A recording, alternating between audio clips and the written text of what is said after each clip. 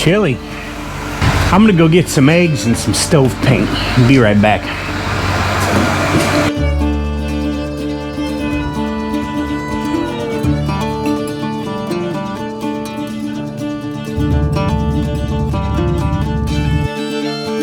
Well, we gotta wait for the hardware store to open. Breakfast was good. We don't open till 8. It's about 20 till now. So where we are is at the very top of the hill. On the way up, you pass, 100 houses. And a lot of those people have lived there through multiple generations.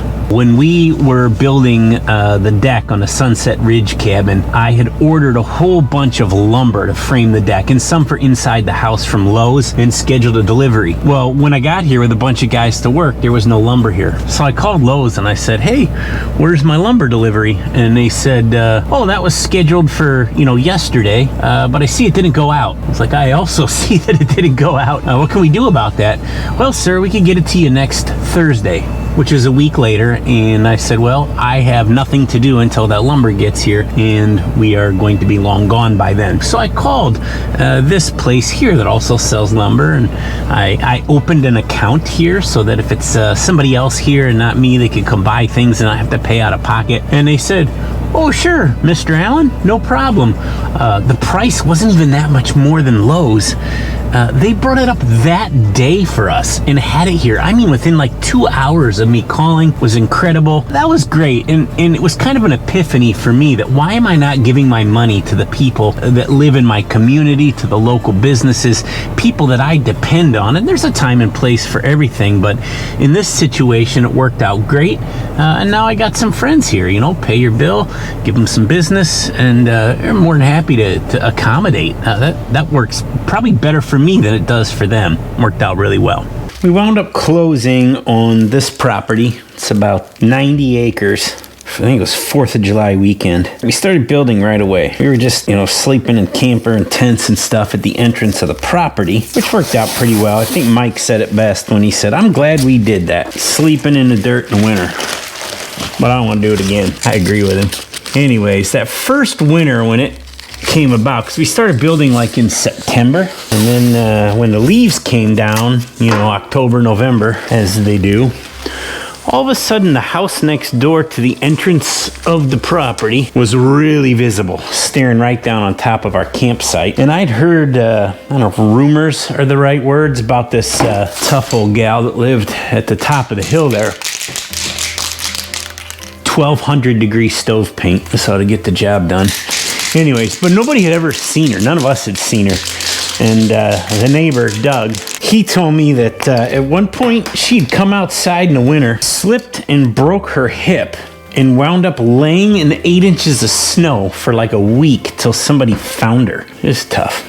Anyways, turned out she had passed away and there was no one living in the place. Be right back.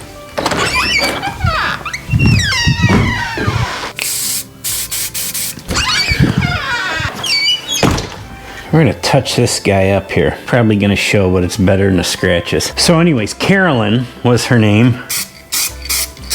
And I thought, well, for as close as her place is to mine, I would like to own it. Then we don't have any trouble. But I had to find out who owned it. Let's see. I tried public records, tax records, neighbors. I tried Facebook. I finally got a name. Found out they left it to her caretaker. What I wound up doing was leaving a note on a piece of 2x8 that I wrote in marker on the front door and waiting to see if anyone called me. And they did. Worked out really well. So when I say it worked out well, what happened was they called me and they said they owned it. It was her caretaker. They wanted to sell it. They just weren't sure how to go about. So I wound up meeting with them, and the owner and I wound up walking the whole property. It's about 4.5 acres there. It's not real big. Little cabin on it that is now the Sunset Ridge cabin. You guys have watched us remodel that. So him and I hiked the whole property, and I think there's a lot to be said for meeting someone face to face and spending some time in the woods with them. Around here where we are, when we bought our property, we bought, I want to say it's 87 acres for $96,000. So about $1,100 an acre. I bought that 4.5 acres for $35,000. Even at the time that I bought that one, they had options. They had people to, sell it to. They could have got a realtor and done all that, but I was able to meet with them before they entered any of that, contract with a realtor or anything like that, and I was able to buy it. The problem is, I live in Illinois. Things are done differently. Here in Kentucky, they don't use lawyers to do real estate closing. They do most of it through a title company, and these people, very nice, had never bought or sold a house before.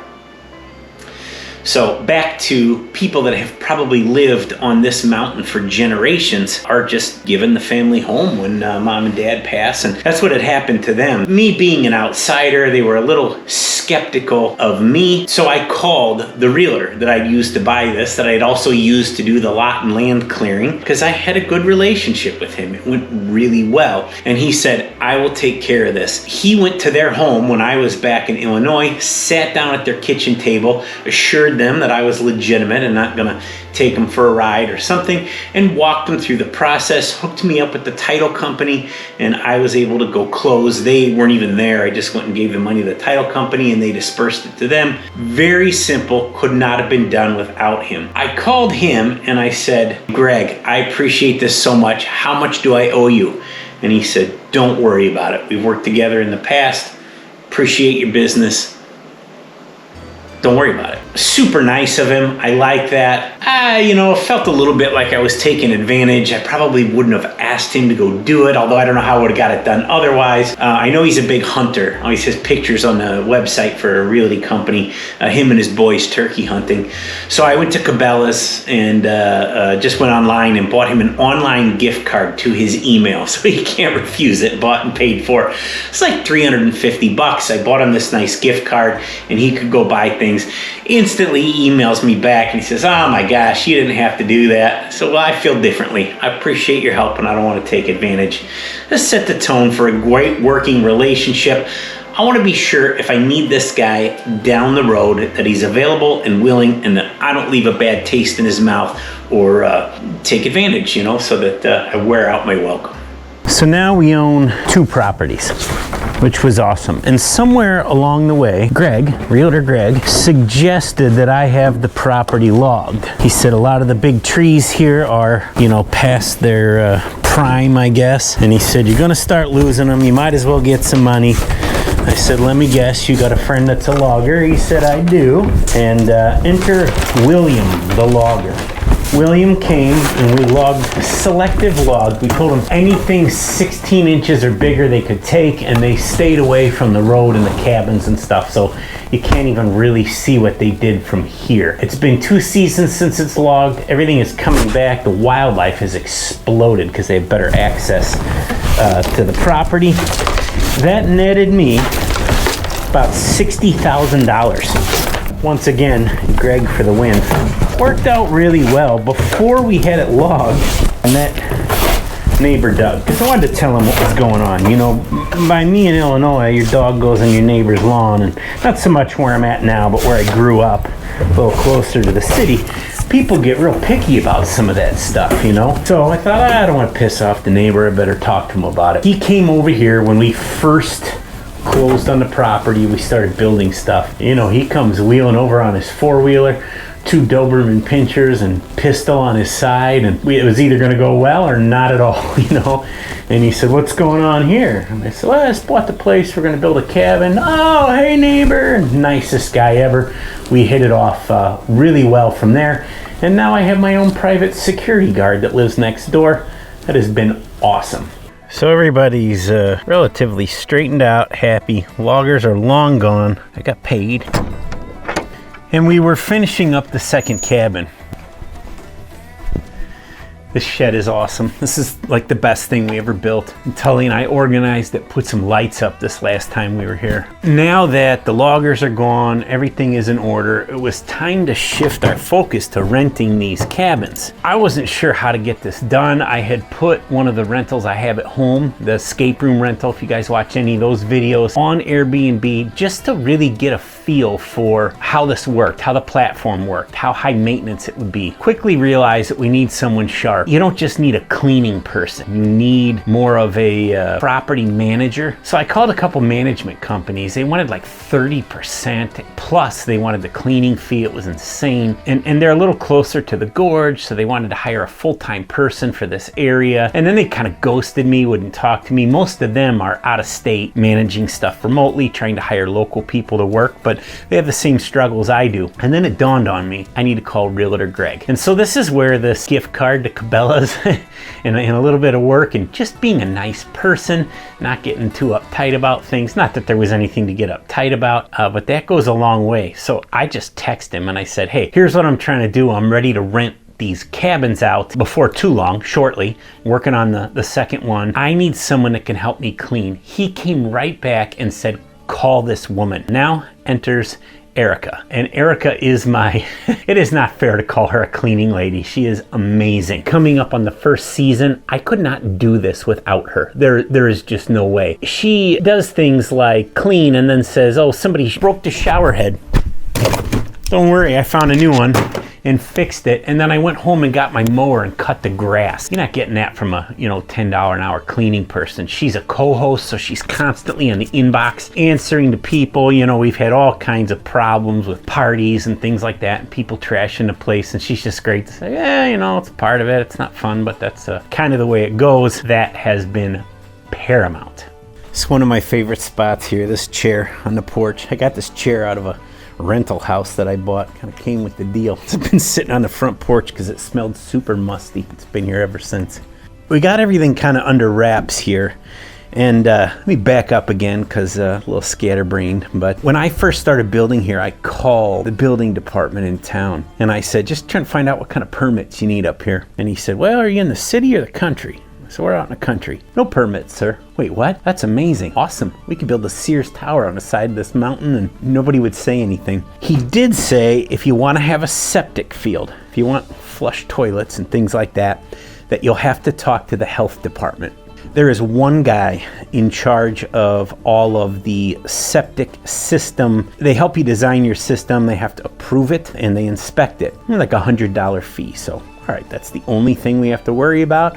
I don't know septic systems very well. I know how they work, but could use a little help with that. That's fine. I must have called this guy, I would say once a month while we built this cabin for a year. One time I got a return phone call and I could not get him out here. So when I started developing this relationship with Jamie and his dad, Danny, I found out that they do septic fields. They do a lot of them. And I said, I cannot get this guy to come out here. And Danny says, let me give him a call. I said, oh, you know him? Yeah, I did the septic system at his house. We've worked together for the last 40 years. Jamie called him and said, or Danny rather, and said, I got this guy. He's building cabins up here. He's a good dude. We've done a lot of work with him. Can you come out and take a look at it? He came that day. The power of good relationships. So we go through all this and Danny tells me, Steve, I own a lot. It's about 8 miles from here. I had it for years and years and years, and we camp on it when we were, younger, kids were little and stuff. And then as they grew up, he said, I sold it to a guy.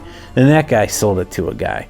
And that guy wants to sell it again, so he sold it back to Danny, and he bought it. He said, it's 15 acres up on a hill here. It's already got water and electric put in there. There's a shed up there. It's all cleared out. You can mow. It's got outlets and street lights around the property. I said, well, that's amazing. He said, you ought to buy it from me. So what do you want to buy it for? And he said, no hassle. About 20 grand.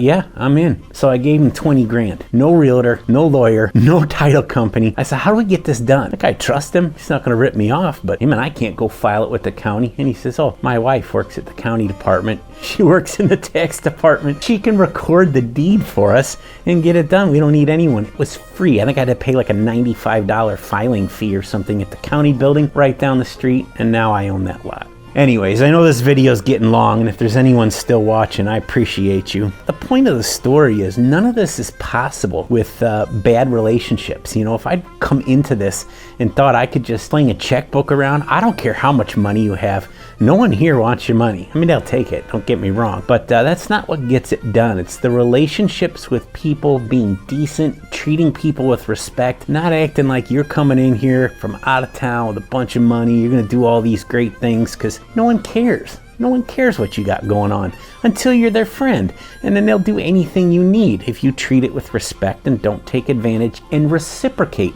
Have something to offer the people that you are working with. And if nothing else, don't shit where you sleep.